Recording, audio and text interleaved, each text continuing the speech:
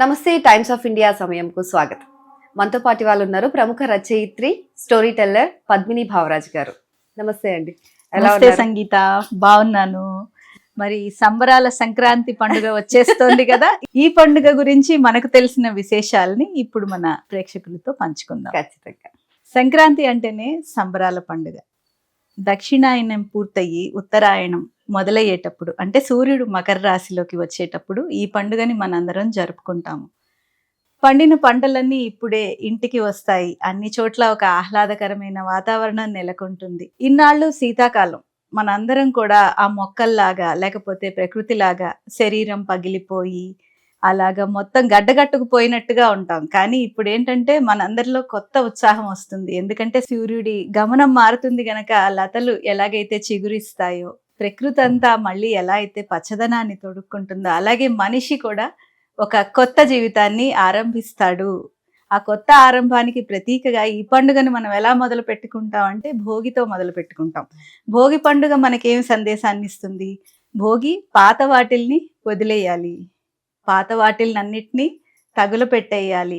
అవి కూడా ఏంటంటే పాత వాటన్నిటినీ కాదు, పాతలో ఉన్న చెడు జ్ఞాపకాలుంటే వాటిల్ని వదిలివేసి చక్కగా కొత్త జీవితాన్ని ఆరంభించాలి అన్న సందేశాన్ని ఇస్తుంది. ఈ భోగి పండుగ రోజునే పిల్లలకి భోగి పళ్ళు కూడా పోస్తారు. మనలో ఉన్న పాత దుర్లక్షణాలు ఏమన్నా ఉంటే, అహంకారం కానీ, కామం కానీ, క్రోధం కానీ, ఇలాంటివన్నీ కూడా మనం తగ్గించుకునే ప్రయత్నం చేయాలి. పూర్తిగా వదిలివేయడం మానవ మాతృలకు సాధ్యం కాదేమో కానీ ఇలాంటి చెడ్డ లక్షణాలని మనకే తెలుస్తాయి కాబట్టి సమీక్షించుకుని వదిలేసి ఒక కొత్త ఆరంభానికి నాంది పలకాలి. అసలు మన పండగలు మొదలు పెట్టిందే పెద్దవాళ్ళు అందరం కలిసిమెలిసి ఐకమత్యంతో ఉండడానికి. నిజంగా పక్కింటి వాళ్ళతో నాకేదన్నా విభేదం ఉండొచ్చు, వాళ్ళకు రోజు చెత్త కవర్ నా ఇంటి ముందు పెట్టుండొచ్చు, నాకు కోపం ఉండొచ్చు వాళ్ళ మీద, కానీ వదిలేసి వాళ్ళు ఏం చేస్తారు, ఇవాళ సంక్రాంతి కదా పొంగలి వండామండి తీసుకోండి అని తెచ్చిస్తారు. తెచ్చిచ్చినప్పుడు ఏమైపోతుంది, మన పగ అనేది పోతుంది. మనం ఏమంటాం, అవునా నిజంగా చాలా సంతోషం అండి, ఇదిగోండి మేము కూడా వేసాము అని చెప్పేసి మన అరిసెలో గారెలో పిండి వంటో వాళ్ళకి ఇస్తాం. అందరం కలిసిమెలిసి ఊరి మధ్యలో భోగి మంటల దగ్గర గుమిగూడతాం. అలాగే శుభాలకి, పేరంటాలకి, పిల్లలకి దిష్టి తీయడానికి భోగి పళ్ళు పోసినప్పుడు అందులో రేగు పళ్ళు, లేకపోతే నాణేలు, పువ్వుల రెక్కలు, అక్షింతలు అన్నీ కలిపి పిల్లలకి తొందరగా దిష్టి తగులుతుంది సాధారణంగా. అందుకని ఆ పిల్లలకున్న దిష్టి తీసేయడానికి కూడా ఈ భోగి పండుగను మనం ఒక వేదికగా వాడుకుంటాం.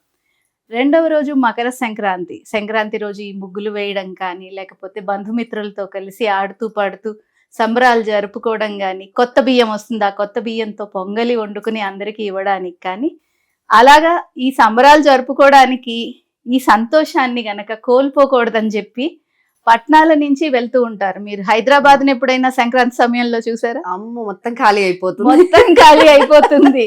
సంక్రాంతి సమయంలో టోల్ గేట్లు చూసారా?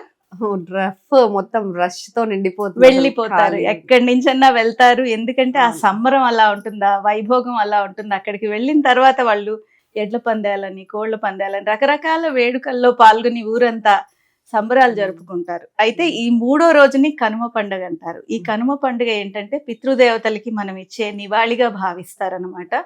ఆ రోజున మన పితృదేవతలందరికీ మనం నైవేద్యాలు పెట్టడం కానీ, లేకపోతే ఎడ్లు ఉంటాయి, ఎడ్లకి పూజలు చేయడం కానీ, ఇలాంటివన్నీ కూడా కనుమ రోజు జరుగుతాయి.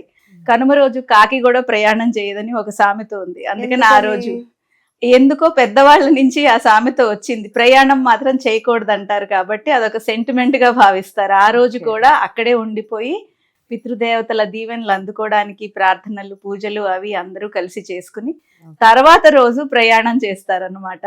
అంతేకాకుండా సంక్రాంతి పండుగ అనగానే మనకి ఇంకోటి గుర్తొచ్చేదేంటి, గాలిపటాలు, పతంగులు ఎగరేయడం, మాంజాలు అవి కట్ చేయడం, ఇలాంటి వాటితోటి పిల్లలకు కూడా చాలా హుషారుగా ఉంటుంది.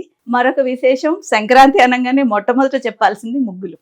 అసలు ముగ్గులు వేయడం అనేది ఎందుకు మొదలైందంటేనమ్మా, మనకి పూర్వీకులు ఏంటంటే మన ఇంటికి రోజు మనం ఎంతో మందిని పిలిచి అన్నం పెట్టలేకపోవచ్చు, కానీ ఏంటంటే మన ఇంటి ముందు కనుక రోజు బియ్య పిండితో ముగ్గు వేస్తే మన కంటికి కనపడిన చిన్న చిన్న ప్రాణులు ఉంటాయి, వాటన్నిటికీ కూడా మనం అన్నం పెట్టిన పుణ్యం ఆ ఇంటి యజమానికి, ఆ ఇంటి ఇల్లాలకి దక్కుతుందనమాట. అందుకని బియ్య పిండితో ముగ్గులు వేయడం అనేది చాలా ఉత్తమమైనదన్నమాట.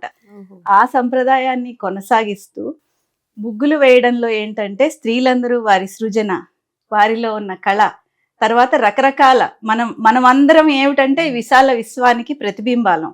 ఆ ప్రతిబింబాల్లాగా ముగ్గుల్లో ఏమేస్తారు, చిన్న చిన్న పువ్వులు, చేపలు ఇలాంటివన్నీ వేస్తుంటారు. ముగ్గుల్ని చూస్తే మొత్తంగా అవి ఏంటంటే ప్రతీకలు విశ్వానికి ప్రకృతి. అన్నమాట, ప్రకృతికి. అలా అందంగా నీ ముగ్గు కంటే నా ముగ్గు బాగుండాలి, ఇంకా అందంగా వేయాలి అని పోటాపోటీగా వేసేసరికి ఏమవుతుంది, ఆ వీధంతా కళకళలాడుతుంది, ఆ దేశం అంతా కళకళలాడుతుంది. ఇది మన పండుగల విశేషం. ఎక్సర్సైజ్ కూడా అవుతుంది. ఎక్సర్సైజ్ కూడా అవుతుంది. దీపావళికి మీరు చూసినట్టయితే శాటిలైట్ లో తీసిన ఫోటో భారతదేశాన్ని మొత్తం వెలిగిపోతున్నట్లుగా ఉంటుంది. అలాగే మన సంక్రాంతి పండుగకి ఊర్లంతా వెలిగిపోతూ ఉంటాయన్నమాట. రంగురంగులు. అలాగే గొబ్బెమ్మలు ఒకటి పెడుతూ ఉంటారు ఈ ముగ్గుల మధ్యలో, గౌరీదేవికి ప్రతీకగా చెప్తారు. గౌరీదేవి ధనుర్మాసంలో శ్రీవ్రతం చేసి సాక్షాత్తు రంగనాథుణ్ణి తన భర్తగా పొందింది. అందుకని ఆ తల్లి గుర్తుగా ధనుర్మాసం ప్రారంభం అవగానే మనకి గొబ్బెమ్మలు పెట్టే ఆచారం వచ్చింది.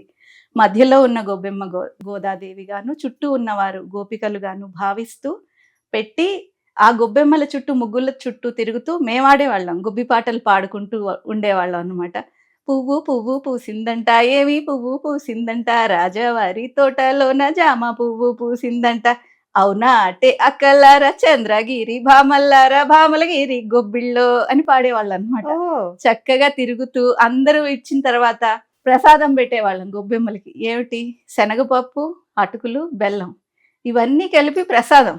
అంతే, పిల్లలు కూడా తయారు చేయగలరు కదా ఈ ప్రసాదాన్ని పెట్టి దండం పెట్టుకుని. భావం తెలియకపోయినా కూడా ఆ విధంగా పాడుతూ తిరుగుతూ ఉండడం వల్ల ఆడపిల్ల ఒక ఇంటికి, ఒక కుటుంబానికి మూల స్తంభం లాంటిది. తన జీవితం బాగుంటే కుటుంబం బాగుంటుంది, కుటుంబం బాగుంటే ఆ వీధి బాగుంటుంది, ఆ ఊరు బాగుంటుంది, ఆ సమాజం బాగుంటుంది. అందుకని తన జీవితం చక్కగా గడవాలని, తనకు మంచి భర్త రావాలని, తన ఇల్లు కళకళలాడుతూ ఉండాలని ఈ ఆచారాల్లో, సంప్రదాయాల్లో ఇంత చక్కగా పెట్టారనమాట. కాబట్టి సంక్రాంతి పండుగ అంటేనే అందరిలో ఒక హుషారు వచ్చేస్తుంది. రకరకాల వేడుకలు మనం ఈ పండుగ ద్వారా జరుపుకోవడానికి అవకాశం ఉంది. బంధుమిత్రులు అందరితోటి కలిసి హుషారుగా అందరూ ఈ పండుగ జరుపుకోవాలని కోరుకుంటూ అందరికీ సంక్రాంతి శుభాకాంక్షలు. Thank you so Thank much. you. మీకు కూడా సంక్రాంతి శుభాకాంక్షలు.